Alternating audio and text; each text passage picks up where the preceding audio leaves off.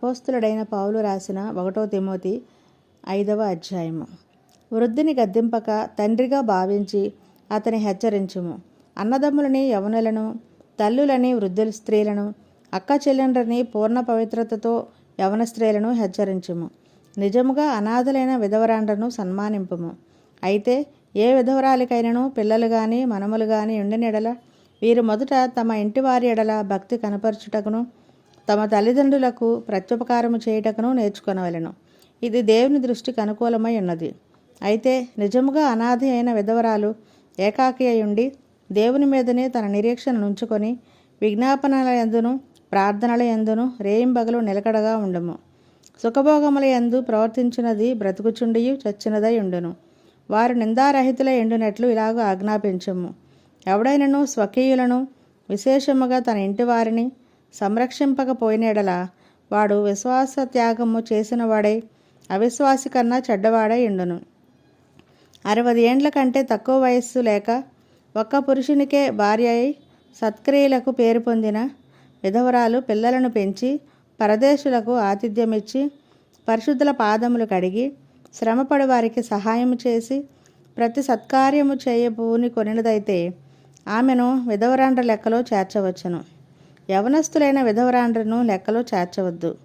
వారు క్రీస్తునకు విరోధముగా నిరంకుశులైనప్పుడు తమ మొదటి విశ్వాసమును వదులుకొనిరనుకొని తృప్తి పొందిన వారై పెండ్లాడగోరుదురు. మరియు వారి ఇంటింట తిరుగులాడుచు బద్ధకురాండ్రగటకు మాత్రమే గాక ఆడరాని మాటలాడుచు వదరబోతులను పరుల జోలికి పోవారు నగుటకును నేర్చుకొందురు. కాబట్టి యవన స్త్రీలు వివాహము చేసుకొని పిల్లలను కని గృహ పరిపాలన జరిగించుచు నిందించుటకు విరోధికి అవకాశం ఇవ్వకుండవలనని కోరుకొంచున్నాను. ఇంతకుముందే కొందరు త్రోవ నుండి తొలగిపోయి సాతానును వెంబడించిన వారైరి. విశ్వాసురాలైన ఏ స్త్రీ ఇంటనైనను విధవరాండ్రుండిన ఎడల సంఘము నిజముగా అనాథలైన విధవరాండ్రకు సహాయం చేయుటకై దాని మీద భారం లేకుండా ఆమెయే వీరికి సహాయం చేయవలెను. బాగుగా పాలన చేయు పెద్దలను విశేషముగా వాక్యమందును ఉపదేశమందును ప్రయాసపడి వారిని రెట్టింప సన్మానమునకు పాత్రులుగా ఎంచవలెను. ఎందుకు నూర్చెడి ఎద్దు మూతికి చిక్కము వేయవద్దు అని లేఖనము చెప్పుచున్నది. మరియు పనివాడు తన జీతమునకు పాత్రుడు. 2-3 సాక్షులుంటేనే గాని పెద్ద మీద దోషారోపణ అంగీకరింపకము. ఇతరులు భయపడు నిమిత్తము పాపము చేయువారిని అందరి ఎదుట గద్దింపము. విరోధ బుద్ధితోనైనను పక్షపాతముతోనైనను ఏమీయూ చేయక నేను చెప్పిన ఈ సంగతులను గైకొనవలనని దేవుని ఎదుటను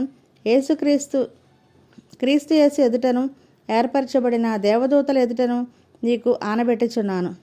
త్వరపడి ఎవని మీదనైనను హస్త విక్షేపణం చేయకము.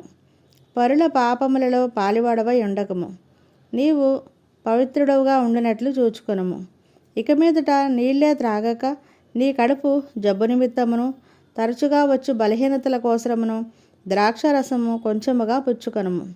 కొందరి పాపములు తేటగా బయలుపడి న్యాయపు తీర్పునకు ముందుగా నడుచుచున్నవి. మరికొందరి పాపములు వారి వెంట వెళ్ళుచున్నవి.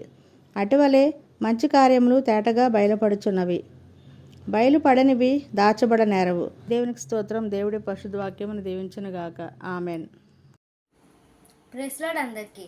ఈరోజు వాక్యం విన్నారు కదా, అలాగే ఇంకొంతమంది కూడా వినిపించండి. మన యూట్యూబ్ ఛానల్ని లైక్ చేయండి, షేర్ చేయండి, సబ్స్క్రైబ్ చేయండి. Thank you.